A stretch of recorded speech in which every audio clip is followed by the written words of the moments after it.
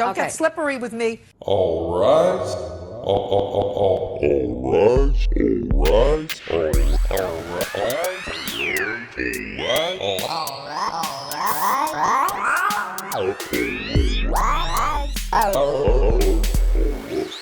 For Judging Judy. All right.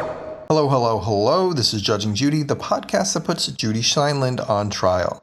I am Dan G, and just in case you thought to yourself, hey, I'm going to listen to this new podcast, only 2 episodes, I'm going to skip the first one and start with number 2, let me remind you of how things work here. Also, it's always a good idea to start with number 2. Good move. Each week on Judging Judy, we examine an episode from Judge Judy's extensive archives. I'm talking over 25 years of TV courtroom gold. We start first with a couple of reminders of what the world was like, what was going on when the episode originally aired. Then we jump into a step-by-step review of the cases that Judge Judy heard in her courtroom that day. Then, and this is the most important part, we turn the tables on Judge Judy to find out if she is innocent or guilty. If she did the job she was supposed to do by providing justice for us, for the people in the courtroom, and for the world. See, Judy was a real judge, playing a fake judge, ruling over real cases in a fake courtroom, and in the end, everyone kind of got paid anyway. Nonetheless, I will be the final arbiter for Judy's fate. Oh, and then at the end of the episode, there's also this game of hangman, and there's a quote. There's a lot to offer here. Let's jump right into things. Today's episode, number 206 from season 11, it originally aired April 26th, 2007. Let me just consult with Professor Wikipedia to see what was going on back then. Dennis Kucinich, congressman from Ohio and part-time lawn gnome impersonator, pushed for a resolution to impeach Vice President Dick Cheney. Well, I hope for Dennis Kucinich's sake he didn't go on any duck hunting trips with the Vice President after he pulled this stunt, because between you and me, Dennis has got these gigantic ears that would be very easy to accidentally mistake for a mallard.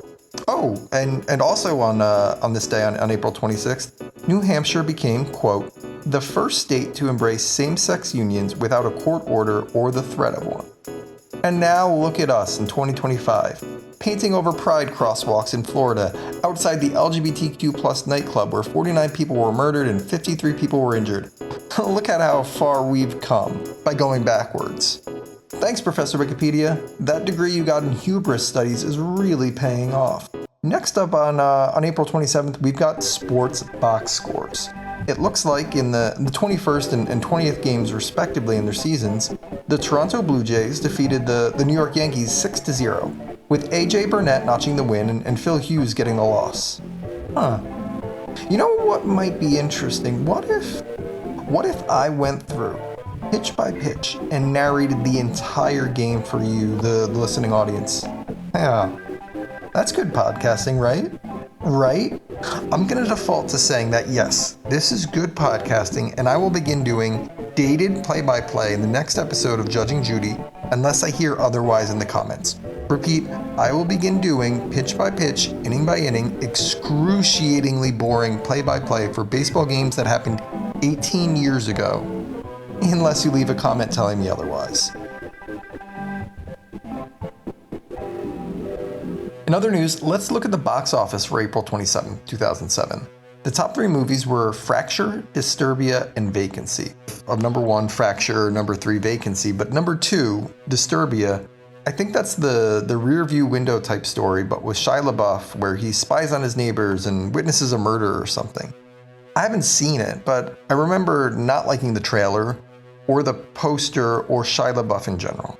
But I do also remember that there's a Simpsons episode that also lifts the whole rear view window motif, and I'd much rather watch that.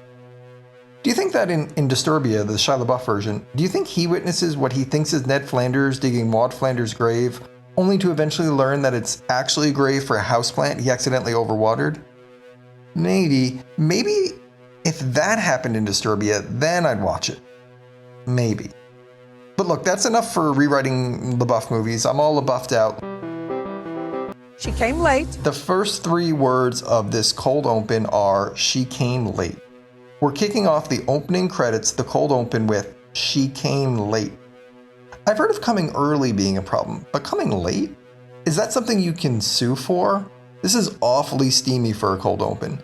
Things cool down a little bit for the rest of the cold open until we learn her limo was hell on wheels. I'd put the temperature in the courtroom right now at a solid 100 degrees Celsius. Oh, this is a much better intro than last week. Last week was season 25, now we're in season 11, and there's just so much more going on. And I realized last week's intro kind of robbed me of joy. I mean, this one we have Judy posing. It looks like she just won the Miss Kmart pageant circa 1984. Her arms are akimbo and she's got the smile that would send chills down Little Red Riding Hood's grandparentless spine. Oh, and we got a voiceover with the Michael Bay-like energy that makes me think I'm about to watch two Transformers needlessly blow up half of Nairobi. I think season 11 and me are going to get along quite nicely. People are real. The cases are real. The explosions are CGI. Oh, sorry. Still got me thinking of a battle between Galvatron and Cogman. Our first case is between limousine rental company owner Dolly Matheny, who I'm already thinking ranks third on my top Dolly list behind Parton and the sheep that was cloned, and her client Todd Wheatman. The allegation is that Todd failed to pay for services rendered. Had the services rendered for Todd been help in picking out a tie, I wouldn't have paid either. He's got one of those dark navy with white square jobs that absolutely came from Sears as a 2-pack with his white dress shirt. It screams, you'll only find me dressed up for weddings, divorce hearings, and appearances on Judge Judy. Todd claims his limo ride to Chicago turned into a nightmare. Hey, what don't this limo have none of that deep dish pizza all of us Chicagoans are always eating? And where's my fried steak sandwich that Google also tells me all of us people from Chicago like? This is a nightmare. Mr. Wiedemann says it was the most horrific limousine ride he ever had. I got a couple of quick follow-up questions right away. First off, how many limousine rides has this guy been on? Is he going to like junior proms every week? Does he have this whole collection of cummerbunds at home in his closet collecting dust? And what's number 2 on Todd's most horrific limousine ride list? I have a sneaky suspicion that we're not going to get any of my questions answered. Todd Wiedemann, who based on his milquetoast appearance, must never in his life have been called Todd Udeman.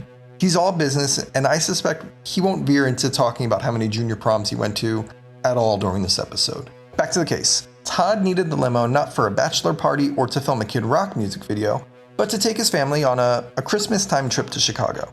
You know, nothing says Christmas like riding in an unusually long late model Lincoln Continental that smells like parliaments and Bengay.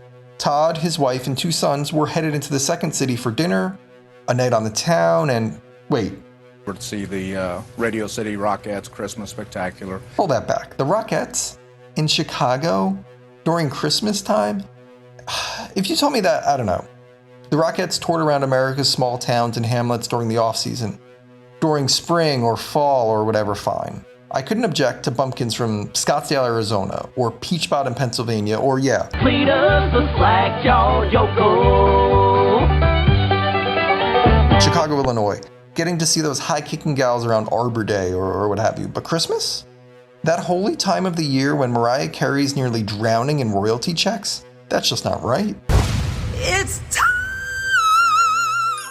The plan, according to Todd, was pick up at 1 p.m. and then a return ride around 11. 10 hours with 2 teenage boys in December Chicago weather. That sounds like a nightmare.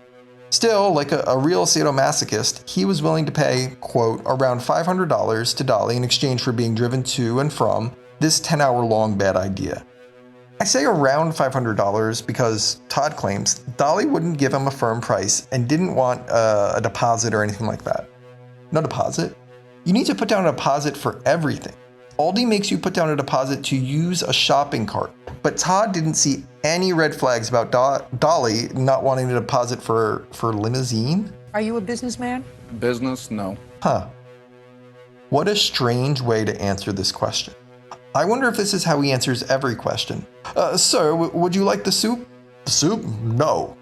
Sir, do you know how fast you were going? I'm not sure why the cop is a butler, but work with me. Sir, do you know how fast you were going? How fast I was going? No. Even worse, he kind of grins when he says no. Like being a businessman is somehow beneath him. Like Judy had asked if he were a gigolo or a circus clown or... I'm a high school principal. I knew something was boring and unlikable and irredeemable about this guy. Judy, seeing that she's speaking to her principal and recognizing that by virtue of his profession he's a professional idiot, She tries to educate Todd, telling him that the around $500 is to account for things like a fuel surcharge, tip, and other things. All the while, Dolly nods along. I get the feeling that Dolly thinks she and Judy, they're two peas in a pod, that they're cut from the same cloth, that they're two sides of the same coin, that, I don't know, they're two flat tires on the same limousine, but I'm getting ahead of myself. Okay, brief aside here, and admittedly this might be coming from a personal space as a person who was banned from substitute teaching at a specific school just for being cool, banned by a principal. But is there any job less worthy of respect than a high school principal, or even a middle school principal? Sure, U.S. Attorney General and a majority of Supreme Court justices, they are worthy of less respect. But to you, my many school principal listeners, I think you're the scum of the earth. All of you. Without question, and I'm unwilling to change my mind ever. Major twist here. Dolly doesn't just rent out limos, she drives them too. I'm not only the heckler president, I'm also a client. But not well. What time did you get there? 1:15. Why were you late? Right there, you're in trouble. Okay, yes, ultimately Dolly's fault. But we're talking 2006, 2007, so there's a very good possibility that Dolly's trying to navigate with a bunch of maps she printed off of MapQuest. And those MapQuest maps were about as reliable as the word of a middle school principal, if you know what I mean. The only reason she got there then was because I called her and asked her why she was late. And she said, "Oh, I'm so glad you called because I don't have your number and I don't know where your house is. I'm lost." Big deal, Todd. So you know the way to your own house. Everybody knows how to get to their own house, Todd. That's not a thing to brag about on national television. It's getting to other people's houses that's difficult, Todd. That's why Dolly was late, Todd. If she was driving to her own house, she probably wouldn't have been late, Todd. You know what? Todd? If you're so good at knowing where your house is, well, why don't you just drive you and your family to the city to see Bush League knockoff Rockettes yourself, okay? Because you claim. Stop playing with the papers. You've already. I apologize. I don't know what's better, Judy's unwarranted outburst, which kind of just screams, nothing interesting's happened in too long and I need to be the center of attention again. Or Dolly's apathetic apology that seems to say, if we were in my ailing 1998 six-door Cadillac DeVille with a car phone, with an AM/FM radio, with a 4-disc CD changer, with privacy-tinted windows and power seats, if we were in my Cadillac, I'd be doing whatever the hell I please with my papers. But I know this ain't my DeVille because the seats in here ain't velour. They aren't powder blue and they ain't caked with dust. This is your courtroom. I respect that and I'm sorry. Now I want to note Dolly is not from the South. She has a very boring Midwest kind of anonymous accent. But I'm happy with my impersonation all the same. Look, Todd's not only upset because Dolly was late, but also because he claims she showed up with a different car than the one that she promised him. No one promises Todd, "Where's your hall pass?" Wiedemann a Cadillac DeVille limousine and then shows up with a... This is my Notre Dame car. So it's a car full of fighting Irishmen? It's a car with Sean Astin's, his face on it? Rudy, get him! It's a car with a bloated sense of self-worth? I believe that she told you that. Thank you. I also believe her that this is the only car she has. Who here among us hasn't lied about having two limousines to hide the fact that they've only got one limousine? Who among us? Don't Okay. get slippery with me. If you get slippery with me, you're going to be a very unhappy person. Do you think Judge Judy ever says the same thing when she's eating? Don't get slippery with me, okra. You're getting slippery, oysters. And clams and uni. I've been dealing with limousine companies a long time. Now, if that ain't the darndest humble brag I've ever heard, I don't know what is. Judy's tallying up the offenses so far, and for those keeping score at home, Dolly's number 1, late, and then number 2, she showed up with the wrong car. But surely that a nightmare does not make. Does it, Todd? We went to turn the heat on, and there was no heat. It was actually blowing out cold air. Whew, now I'm on Todd's side. As hard as it is, I mean, I get cold when the freezer's been open too long, even if I'm across the room. So I can't possibly abide by my Wiedemann Todd here and his family freezing in the limo. The Notre Dame limo, might I add. It'd be different if this were the Pepperdine limo. I'm not saying that he didn't push the wrong button, but there was nothing wrong with that heat. She's saying that she's not saying Todd's an idiot who doesn't know how to turn a knob, but that she's also not saying it either. After all, an old lady she drove around a week before. Listen to me. I don't Okay. care what happened a week prior. I'll have to keep that clip in mind whenever I start to reminisce about past episodes. Dolly 9to5 Matheny claims that Todd only brought up the issue of the heat and his family nearly dying from hypothermia. Oh, lousy smarch weather. After the fact, when she has to get paid. Fibber, fibber. Judy's real confident Dolly's lying here, and I guess I have to take her word for it. After all, I've been dealing with limousine companies a long time. After the commercial break, we're promised Judy talking over Dolly about tires.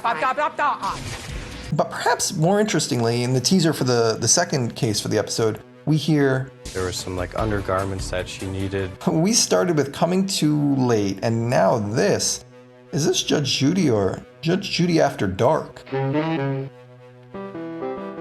Back from the break, and Dolly got lost again. Despite turn-by-turn directions and maps that Todd provided her, Dolly couldn't find her way to the theater. Oh no, the Weidman family is gonna miss out on the Chicagoland Temu brand Rockettes. Whatever will they do? This is such a tragedy. Todd's about to continue on, very drolly, describing his family's ordeal, but Judy's got grievances of her own with Dolly. I did mention to her... Just a minute. Now, Bird, take those away from her, would you please? Here. I was just trying to get my evidence ready, ma'am. Thank you. You've heard of the cha-cha slide. You've heard of the stinky leg. But this is the Dolly shuffle. I was just trying to get my evidence ready, ma'am. I was just trying to get... We get on the Dan Ryan Expressway. 15 minutes later, we were on the Indiana-Illinois toll road. This is kind of just a pet peeve, but what makes it so that someone has to tell you the exact name of the roads they're on? It's just a certain type of guy who always does this. Oh, I took the 210 to the 15 to the 5 to get from one IKEA to the other. And then I took 715 to where it connects with Business 209 before it becomes Lower No One Cares Boulevard.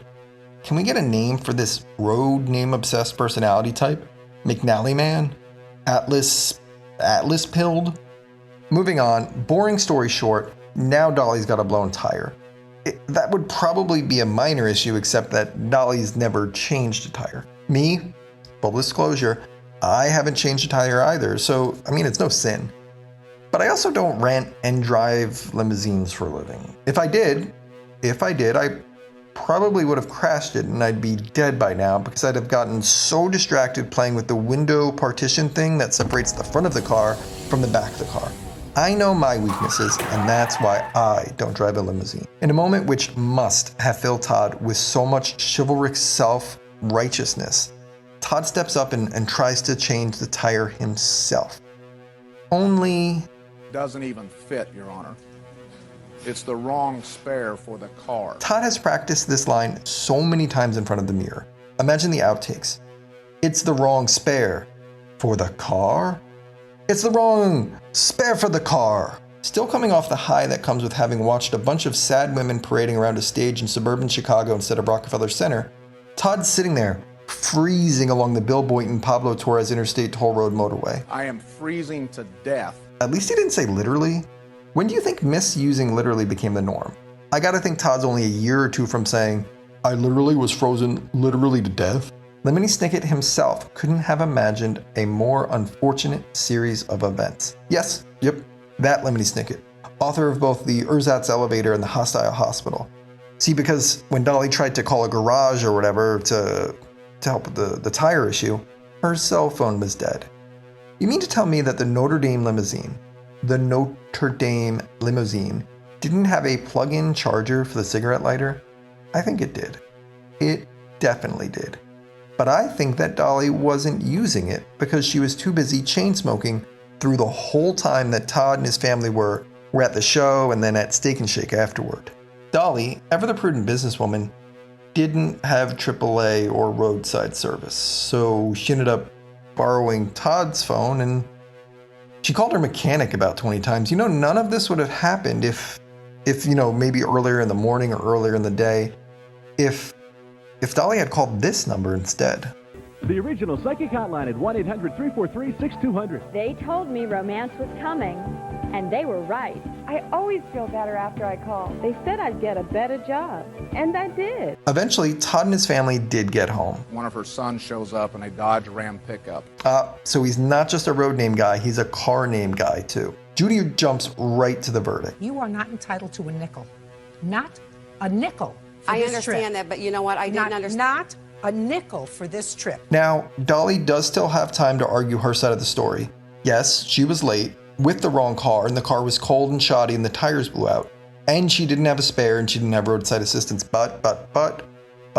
Car where they were watching movies on the way. If You gotta tell me that letting the kids watch old VHSs of Land Before Time counts for something. Listen to me. Judy's not swayed by Dolly's overwhelming hospitality. Not when she's seen these limousine company tricks before. Late car, wrong car, bad car. No money for Dolly. Zero. Nada. Goodbye. Your case is dismissed. Except, Dolly drops this huge bomb during her final closing remarks. I don't have anything personally against Mr. Wiedemann except for he's assistant principal. Todd has been lying to us. He's an assistant principal. This changes everything. Oh dear God. And by the sound in Dolly's voice, you can tell she gets it too. This is classic megalomaniac assistant principal nonsense. We've been hoodwinked by a glorified hall monitor. We've got virtually no time to recover though because we've got our next case. 26-year-old Jonathan Weiner. I'm looking at this guy and I'm pretty sure we've got a wiener on our hands, not a wiener. Jonathan is suing his ex-girlfriend Jenny for loans she used to repair her car and for undergarments from Victoria's Secret. I didn't know that AutoZone had a tie-up with Victoria's Secret. Do you think it's like a buy one spark plug, get one push-up bra special? Lest you think that this was some kind of fly-by-night, money for brake pads and V-strings one-night stand kind of deal. The two had been a couple for 5 years before things went south. Jonathan tries to get cheeky in a way that confirms my suspicions that he is, in fact, a wiener. And when did you split up? Which time? Jenny says that these weren't loans, they were gifts. I'm not in a position yet to say whether I agree with Jenny. But imagine if you could do this with every kind of loan. Goodbye mortgage, goodbye car payments, goodbye Sally Mae, you cruel, heartless monster. Jonathan claims that the first of the loans was so that his then girlfriend could drive to her grandfather's house in a town or two over. He says he was really concerned the car was such a piece of crap that it was almost falling apart. Jonathan himself had to borrow the money for the parts, and he did the repairs himself too. Good for you. Wow. You know, if judging don't work out for Judy, cheerleading just might. She gives Jonathan the same kind of rude, kind of snide response when he talks about the next loan that he gave his girlfriend, this time for 3 bras from Victoria's Secret. And again, the money didn't come from Jonathan's own piggy bank. He had to borrow it. I'm beginning to suspect that if we were to look at Mr. Weiner's Discover card bill, we would see a long, extensive history of bad financial decisions and a very high interest rate. Anyway, in something of a surprise, Jonathan ended the relationship, at which point he started to weaselly beg her to pay him back. I would talk to her and I'd say, well, when did you get paid? You know, you owe me this money.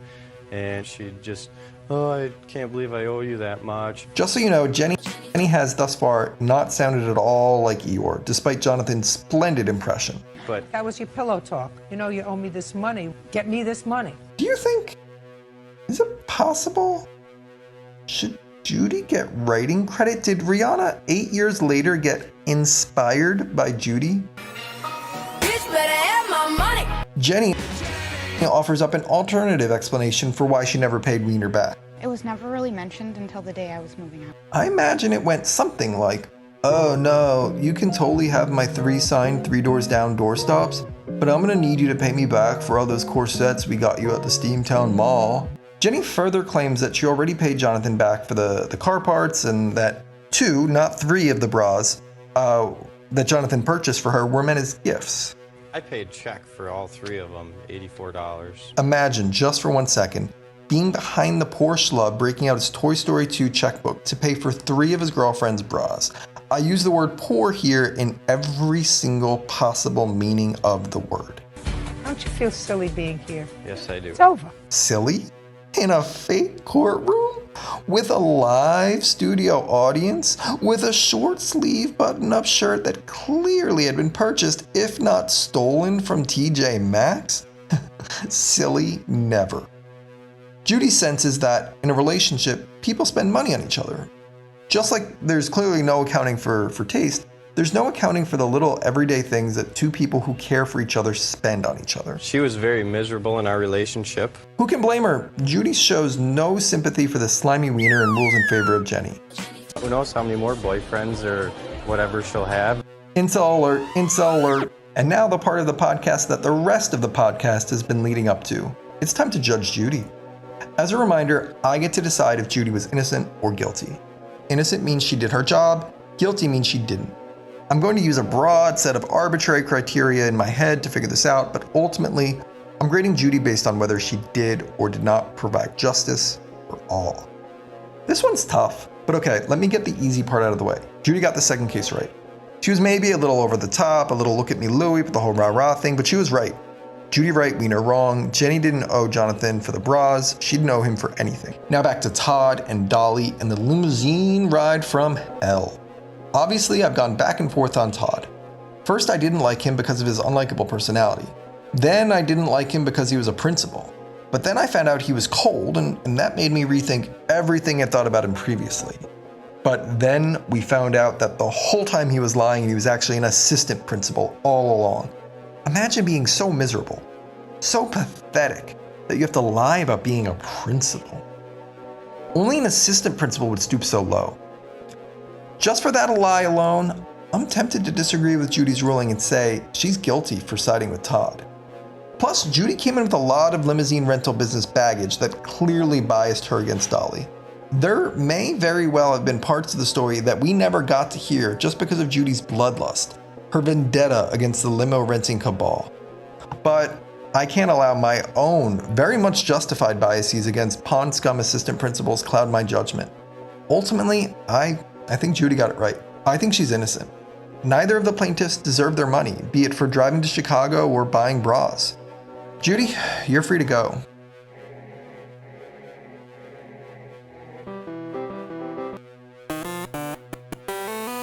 Whoa, what's that? That's right, it's time for Hangman, our penultimate segment. Yep, it's still just me playing using hangmanwords.com, playing alone, but one day there might be a guest. As a reminder, we've got stakes. This isn't your childhood hangman. Someone's metaphorical life is on the line. Last episode, my loss condemned Stephen Colbert, metaphorically speaking, to death. Let's see if I fare any better, because this week's person of notoriety who will either metaphorically survive or metaphorically die is Charlie XCX, the voice of a generation, a lifeblood of common sense in these stupid times. A lot is on the line here. Hopefully we don't have a repeat of last week. Now I've got 6 chances, 6 guesses that can be wrong, and I'm using hangmanwords.com's SAT word list again. So let's see how I manage. It looks like this one's a little easier maybe. We got 7 letters, and again, I'm fully aware of how bad this is for a podcast, but I'm bought in. We got about 7 letters. I'm gonna go with one of the big ones, T. Whoop, we got a head. There's no T. Okay. Only 5 more chances to be wrong. I'm gonna guess O. Nope. We got a torso, a midsection here. No T, no O, and I'm down to 4 incorrect guesses. I'm gonna guess L. Oh, darn. We got a left leg. So I only have right leg, right arm, left arm, and I'm done. I mean, well, I'm fine, but metaphorically, Charlie XCX is done. What about R? Oh, right leg. How is there no R, no T, no L? I'm down to 2 more incorrect guesses, and I have none of the letters right yet. What about E? Okay, the last letter is E. So I still have 6 letters to guess, and I only have 2 more times that I can be wrong. What about A? I think maybe that second letter is A. No, it's not the second letter, but it is the third from the last letter. So we have blank, blank, blank, blank, A, blank, E. Okay, we're getting somewhere. Not anywhere good yet. I'm gonna go with one of the other big letters, the high value letters, S. Oh no, no S. We're down to 1 more incorrect guess. But I'm not gonna take the hint. I'm not gonna take the hint that Hangman Words is offering me. Just like I'm not gonna take the hint that this is a bad idea to do for a podcast. Got 1 more incorrect guess. I think I'm gonna go wild here. I think the letter between A and E at the end might be V. No, I was wrong. Charlie XCX is dead, metaphorically, spiritually speaking. The word was mundane. It was mundane. I'm so sorry, everybody. I was wrong, but more importantly, I killed, metaphorically, Charlie XTX. I'm sorry. Thank you so much for listening to Judging Judy. I only have one last segment, and that is an out-of-context quote from Judy Steinlein. I think he was a good businessman, real estate guy, and he was certainly terrific on The Apprentice. Thanks again. Like, subscribe, share, fornicate, and listen to my other podcast, Sincerely Sydney. It's about a time-traveling failed newspaper advice columnist. It's at least as funny as this was. I promise.